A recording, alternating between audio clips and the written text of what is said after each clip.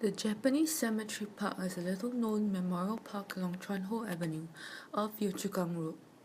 Yet, it covers almost 200 years of Singapore history dating back to the 1820s.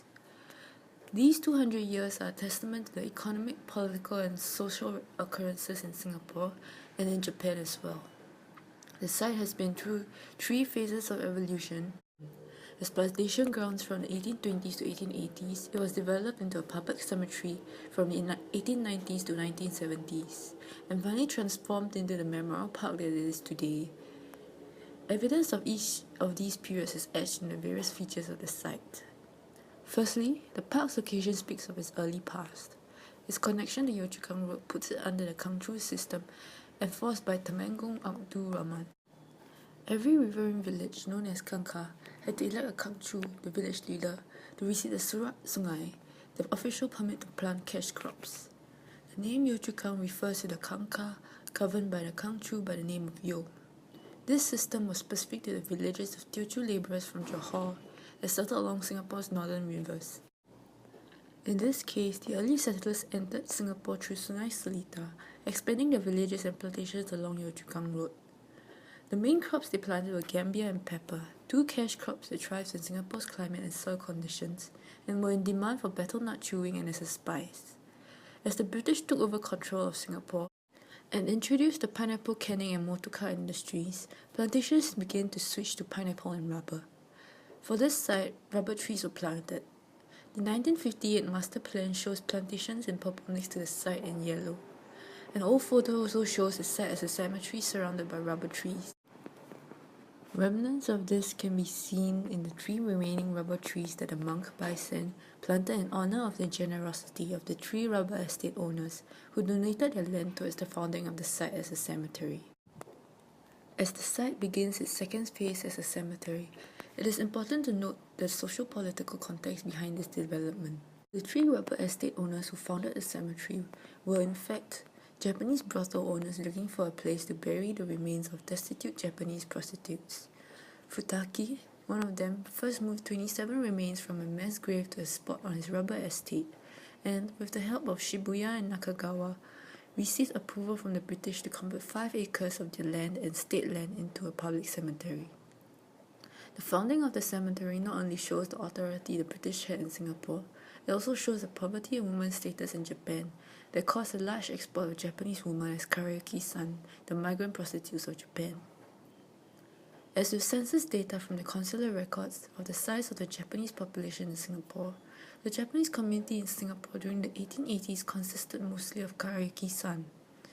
They had settled within the Japanese red light district within Bugis, named Seretsu, and when they died, their bodies were buried in what was then known as the Japanese cemetery.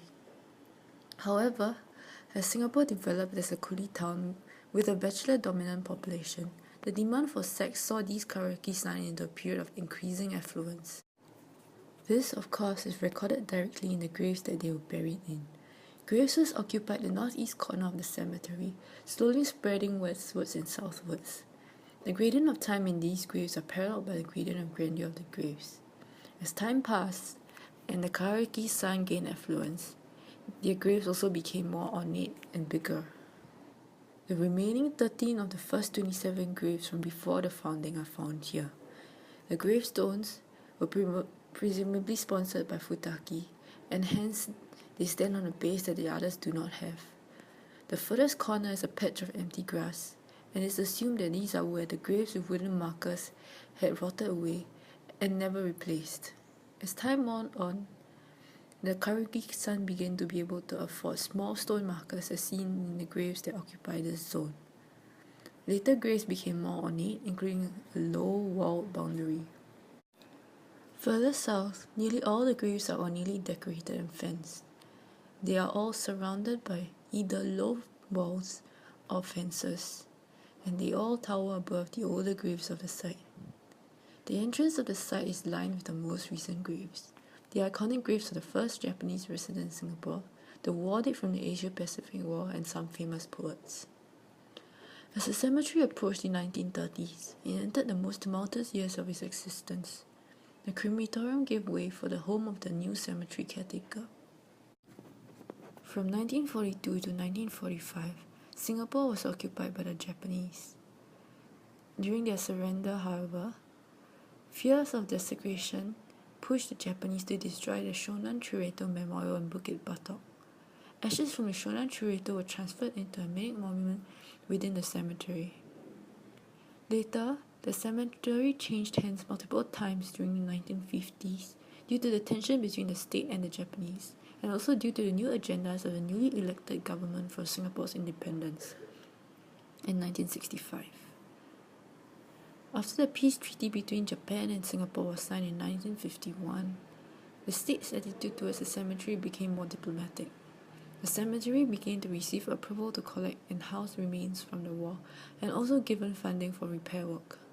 2 acres of land were returned to the state in exchange for land to build the Japanese school in Clementi. The boundaries of the cemetery changed drastically along the way. This photo shows the Japanese cemetery during the 1980s. During the post-war years, the cemetery's surroundings also changed to cater to the needs of the post-war generation. Several schools were built in the vicinity to educate the children of the baby boom. In 1973, the cemetery was finally closed for burials after a government decree, upon which it received a facelift and was converted into a memorial park. Landscape paths were added between the major groups of graves. Rest pavilions were constructed. A Zen-inspired memorial plaza was also constructed, and next to it, a new memorial garden appeared to honor the donors that supported the cemetery park.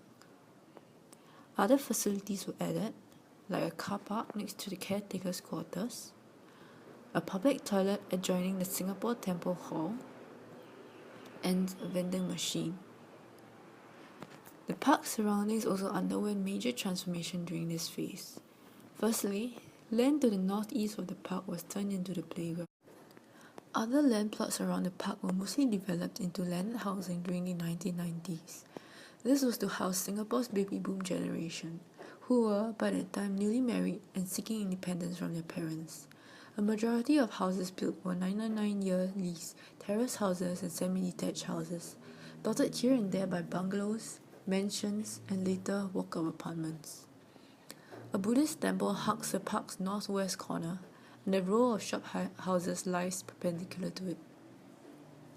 The residents of the estate generally belong to the upper middle class, which quickly gained affluence by riding on Singapore's development. By the new millennium, the Japanese cemetery park surroundings were completely built up. Also interesting to note is the change in demographics. The 2010s saw the influx of expatriate residents, particularly in the newly renovated houses. This is indicative of Singapore becoming an international state with its policies aimed at attracting foreign investment and talent. These expatriates and other newer residents also belong to the upper middle class, who can afford the vastly increased housing prices and in some cases the extensive renovations. Projecting into the future, the real estate value of the land is expected to increase, with many developers advertising to potential sellers in the hope of converting the 2 or 3-story houses en bloc into multi-story apartments. The park itself is expected to see a gradual increase of local and Japanese tourists with the sharing of experiences by word of mouth and on local discovery blogs like Explore with Joy Loke, Remember Singapore, The Lion Roar, and The Long Winding Road.